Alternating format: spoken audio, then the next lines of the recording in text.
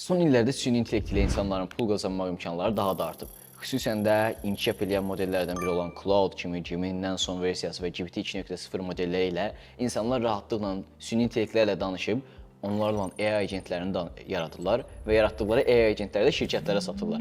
Bu da ki, şirkətlərin iş axınını daha da keyfiyyətli hala gətirdiyi üçün bunlara minlərlə dollar pul ödəmək heç də onlar üçün çətin olmur. Və bunun kimi agentliklər də çox sürətlə yaranırlar və həqiqətən də bazardan böyük bir pay götürə bilirlər. Son bir neçə ildə texnologiya şirkətlərinin böyük hissəsi süni intellektlərlə yaranan agentlərə 700 milyarddan daha çox pul xərcləyiblər. Və bunları eləmək əslində fikirləşdiyin qədər çətin deyil. Yəni bir süni intellektlə sənin zənglərini cavablandıracaq agent yarada bilərsən və ya mesajlarını vaxtında cavablandıracaq. Çünki mesajları və ya zəngləri vaxtında dönüş edib cavablandırmaq satışını qatdan 10 qata qədər artıra bilər. Ki bu da ki ən yüksək qazanclıq deməkdir. Lakin Cloud və ya bunun bənzəri süni intellektlərdən istifadə edərək sadəcə agentlər yaradaraq pul qazanmaqdan fərqli yollar da var. Mən bu videoda sənə başqa bir baxış bucağını göstərəcəm buradan pul qazanmaq üçün.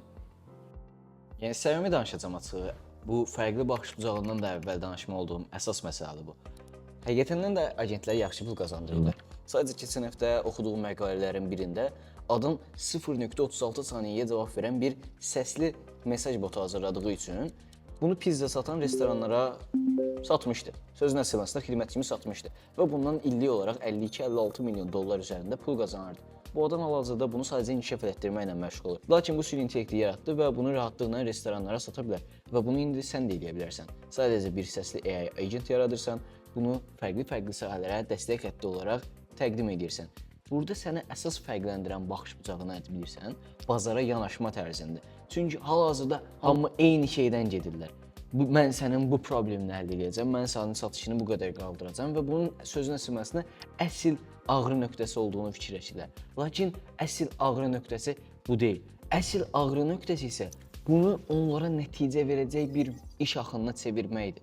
Bunu həqiqətən də sən təmin etməlisən. Yəni o bu problemi həll etmək istədikdə sən ona istədiyini verməlisən. Sürətli bir mesajlara cavab vermək, zənglərə cavab vermək, görüşlər təyin etmək sənin üçün professional meyllər hazırlaması həqiqətən də onları kifayət qədər uğurlu bir modelə çevirir. Amma ki, əgər sən bunu düzgün qura bilməsən, beynini, datasını yaxşı işləyə bilməsən, bu sənin istədiyinin əksinə gələn satışları belə mənfiyə çevirə bilər.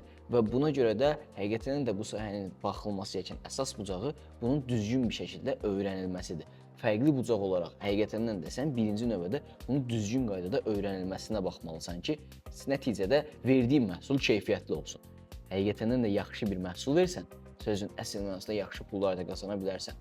Çünki dünya ticarətinin 75%-nə yaxın bir dərəcəsi B2B sistemlərin dövriyyəsindən əmələ gəlir.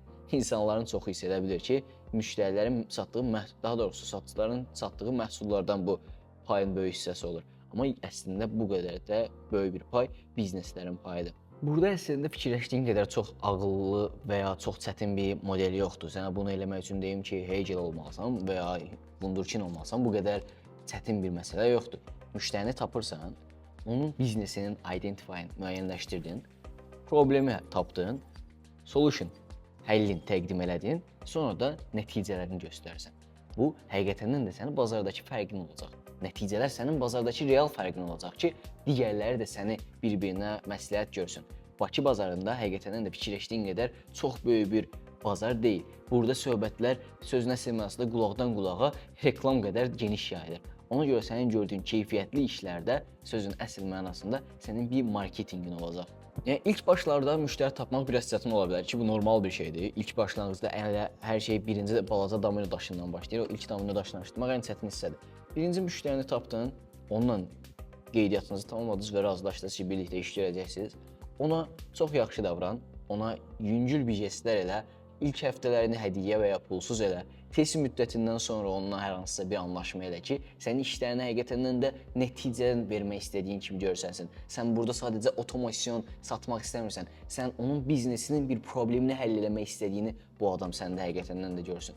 Və bu sahələrdə o qədər fərqli otomasyonlar yaratmaq mümkündür ki, sən bunların heç birini bir gündə öyrənə bilməzsən. Sadəcə buna davamlı bir şəkildə vaxt ayırmalısan ki, istənilən bir biznesdə davamlılıq və intizam ən əsas şeydir.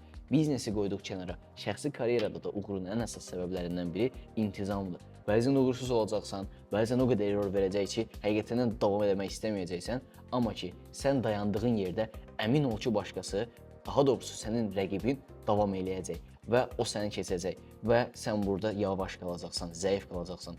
Zəif qalmaq da artıq zincirdən qopmaq deməkdir. Yaşam döngüsündən düşmək deməkdir ki, bu da sənin qazancına birbaşa təsir eləyəcək. İndi isə danışdıqlarımızı belə xüsusi bir şəkildə özətləsəm, sən fikirləşirsən ki, sadəcə bir AI agenti yaradıb bir problemi həll edib bizneslə satış edəcəm, sən sadəcə bir problemi həll eləmirsən. Eyni zamanda öz agentliyini qurub, sən xidmət satan bir markaya çevrilmiş olursan. Burada məsələ biraz problem həll eləməkdən daha çox ciddi, daha böyük işlər görməyə hazır bir adam roluna keçmiş olursan. Sən burada hər şapkanı taxmağa hazır olmalısan.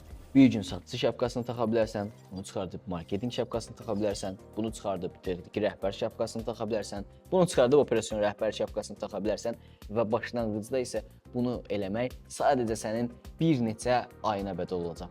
Amma ondan sonraki müddət davamlı bir şəkildə sənə sabit qazanc gətirəcək. Çünki bu bazar yeni yaranıb. Həqiqətən də ciddi mənada tələbata acdır.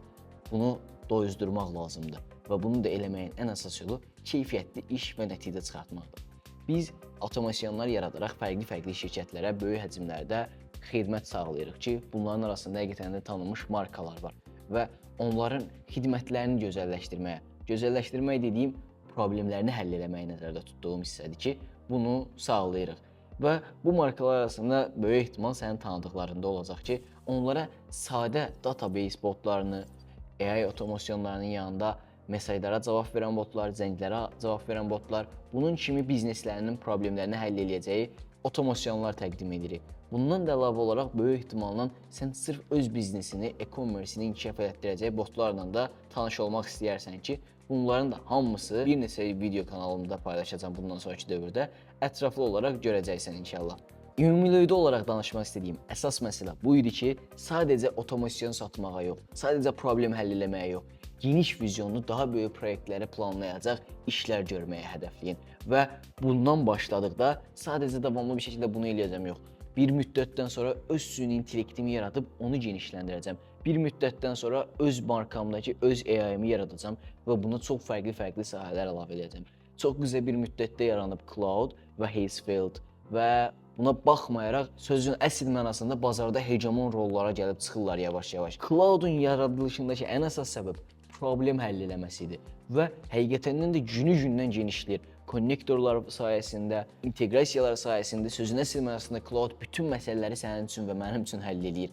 İşlərin böyük hissəsini böyük şirkətlər süni intellektlərə həvalə edirlər və bu zamanda bunun kimi fərqli sahələri bilərək sən də bundan sürətlə pay götürsən, həqiqətən də bundan sözün əsl mənasında 25 il, 26 il əvvəl olan talih quşu sənin də başına qonmuş kimi olacaq.